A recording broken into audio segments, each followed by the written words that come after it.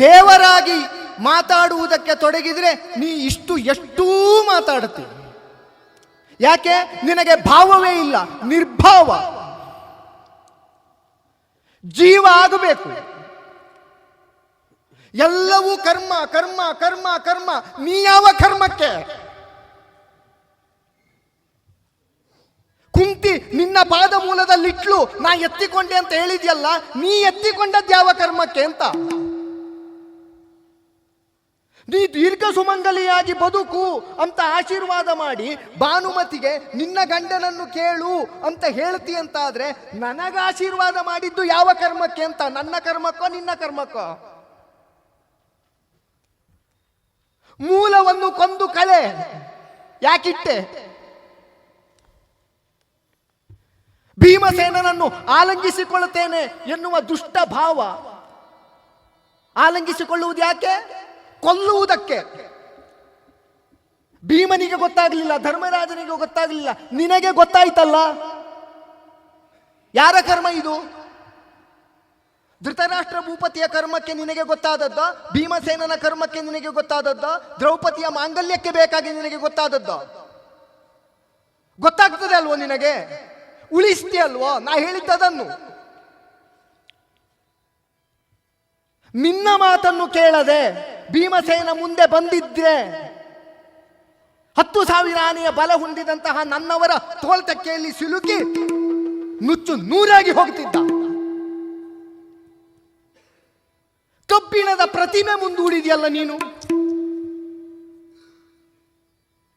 ಯಾಕೆ ಅದನ್ನು ಬೆಂಕಿಯ ಪ್ರತಿಮೆ ಮಾಡಿ ನೀ ಮುಂದೆ ಇಡ್ಲಿಲ್ಲ? ಯಾಕೆ? ನಾ ಕೇಳುವುದು ಅದನ್ನು. ಇವರಿಷ್ಟು ಹುಟ್ಟಿ ಮಾಡಬಾರದನ್ನು ಮಾಡುವುದಕ್ಕೆ ತಂದೆ ತಾಯಿಯ ಸ್ಥಾನದಲ್ಲಿದ್ದ ನಾವಲ್ವ ದೋಷಿಗಳು? ಯಾರ ಕರ್ಮಕ್ಕೆ ನೀ ಫಲ ಕೊಡುವುದು? ಆ ಕಬ್ಬಿಣದ ಪ್ರತಿಮೆಯನ್ನು ಬೆಂಕಿಯಿಂದ ಕಾದ ಕಬ್ಬಿಣವನ್ನಾಗಿಸಿದ್ದಿದ್ರೆ ಅಪ್ಪಿದಂತಹ ಧೃತರಾಷ್ಟ್ರ ಸುಟ್ಟು ಹೋಗ್ತಿದ್ದ. ಯಾಕೆ ಬದುಕಿಸಿದೆ? ಈಗ ಅವ ಸಾಯಲಿಲ್ಲ ಅಂತ ಹೇಳುವುದು ಅವನ ಕರ್ಮದಿಂದಲೋ ನಿನ್ನ ಅನುಗ್ರಹದಿಂದಲೋ? ಭೀಮಸೇನ ಬದುಕುವುದು ನಿನ್ನ ಅನುಗ್ರಹ ಅಂತಾದ್ರೆ ಧೃತರಾಷ್ಟ್ರ ಭೂಪತಿ ಬದುಕುವುದು ಯಾರ ಅನುಗ್ರಹದಿಂದ?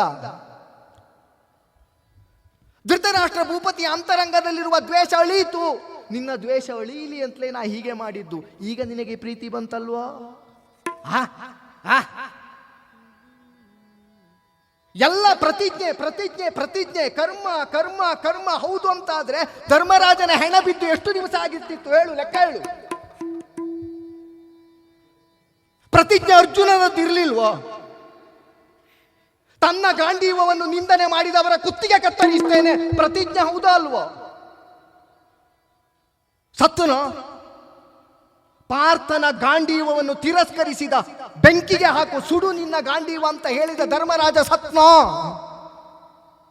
ಕರ್ಮಕ್ಕೆ ಫಲ ಹೌದು ಅಂತಾದ್ರೆ, ಪ್ರತಿಜ್ಞಾಪೂರ್ಣ ಅಂತಾದ್ರೆ ಎಲ್ಲಾಯ್ತು ಅಂತ ಕೇಳಿದ್ರೆ ಪ್ರತಿವಿಧಿ ಹೇಳಿದೆ ಅಲ್ವಾ?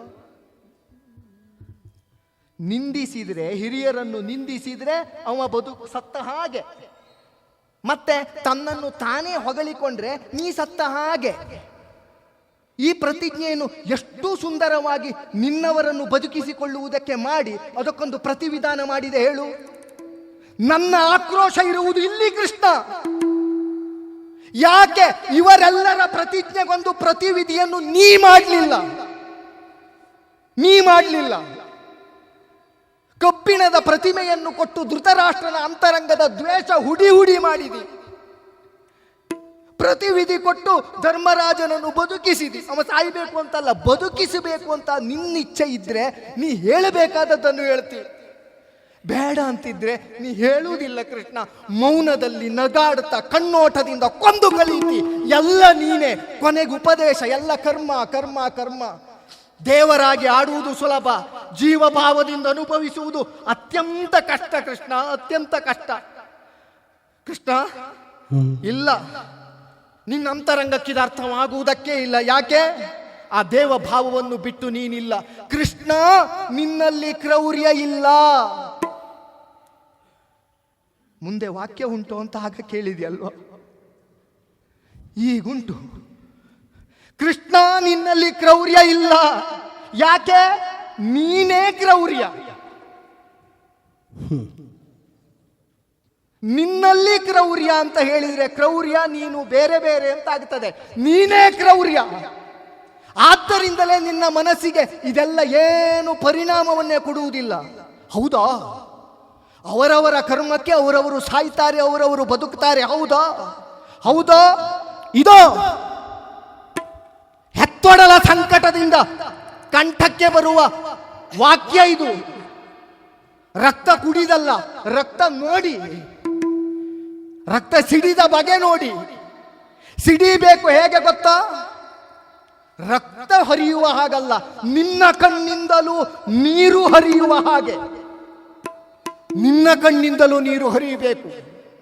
ಹರಿದು ಹಂಚಾಗಿ ಹೋಗಿದ್ದಂತಹ ಯಾದವ ಪಕ್ಷವನ್ನು ಒಗ್ಗೂಡಿಸಿದಂತಹ ಕೃಷ್ಣ ಹುಟ್ಟಿದ ಮೇಲೆ ಚಕ್ರವರ್ತಿತ್ವದ ಅಧಿಕಾರವನ್ನೇ ಕಳಕೊಂಡ ಯಾದವರ ಪಾಲಿಗಾದರೂ ಪ್ರಪಂಚವನ್ನೇ ಆಳುವಂತಹ ಪ್ರಭುತ್ವ ಮನೆ ಮಾಡಿತು ಎಂಬ ಖ್ಯಾತಿಗೆ ಕಾರಣ ಸ್ಥಾನದಲ್ಲಿದ್ದು ಎಲ್ಲವರನ್ನು ತಾ ಕಾಯುವವ ಅಂತ ಹೇಳ್ತೀಯಲ್ಲ. ದೇವ, ಕರ್ಮ, ಕರ್ಮಫಲ, ಗಾಂಧಾರಿಯ ನಾಲಿಗೆಯ ಶಾಪದಲ್ಲುಂಟು ಕೃಷ್ಣ.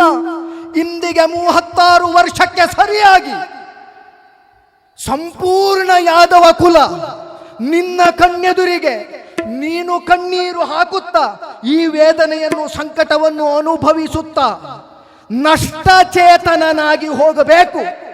ನಷ್ಟಚೇತನನಾಗಿ ಹೋಗಬೇಕು.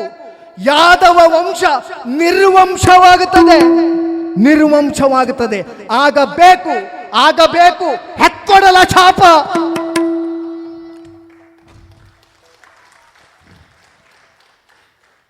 ಪಟ್ಟಿಯಿಂದ ಕಣ್ಣು ಮುಚ್ಚಿದ್ರಿಂದ ನಾನು ವಿವರಣೆ ಹೇಳುವುದು. ಕೊಟ್ಟ ಶಾಪ ಸ್ವೀಕರಿಸ್ತಾನೋ ಅಂತ ಸಂದೇಹ ಇದ್ದರೆ ಆಗಲೇ ಬಾಯಿಗೆ ಹಾಕಿ ಚಪ್ಪರಿಸಿ ಆಯ್ತಮ್ಮ, ಅದನ್ನು ತುಂಬ ಸ್ವಾದವಾಗುಂಟು. ಸ್ವಾದವಾಗಿ